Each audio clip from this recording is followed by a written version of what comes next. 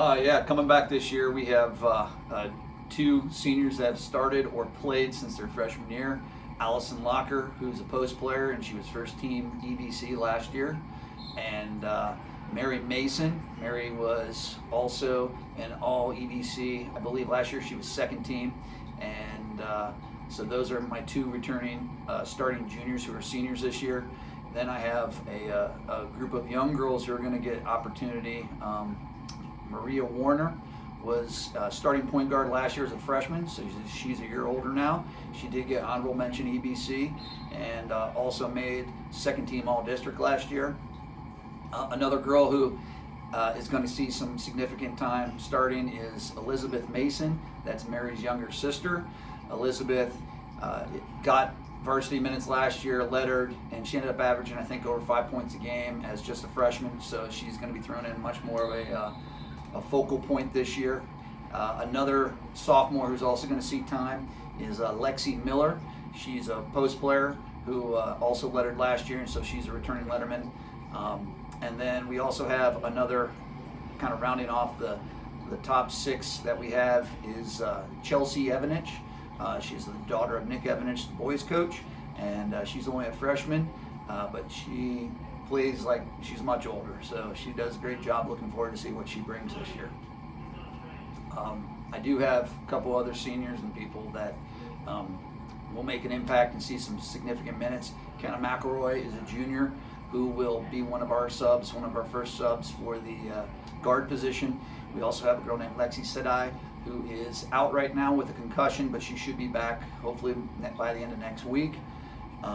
We also have two other seniors who should see some time, Sierra Baum and Emma Gettle. They both will fill in at the guard positions and have been part of this program since I've been here. So that's what we're looking like. This year, one of the bigger things that we have is size. We have three girls that are all right around 6 foot, who can all shoot outside, they can all play inside, and I think that's something that's a little different from teams that I've had in the past. And then we also have just, the maturing factor of some of my younger girls who are sophomores and freshmen. We have 3 sophomores and 1 freshman who are going to play a significant amount of time, and definitely looking forward to them and seeing, how they adjust to this new role that they're seeing this year.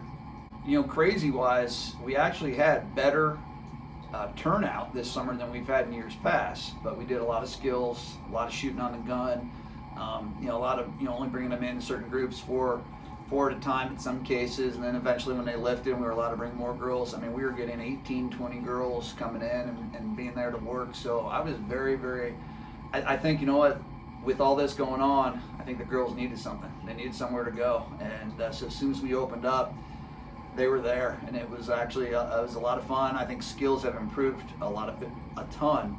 The problem is just playing against competition is the one thing we've been missing. We were able to get in 3 scrimmages that weren't canceled, so it was nice to play against some good competition, and I'm just happy that we get to go out there tonight and hopefully continue throughout the rest of the season, knock on wood. It's that's one of the reasons we were able to scrimmage Jackson.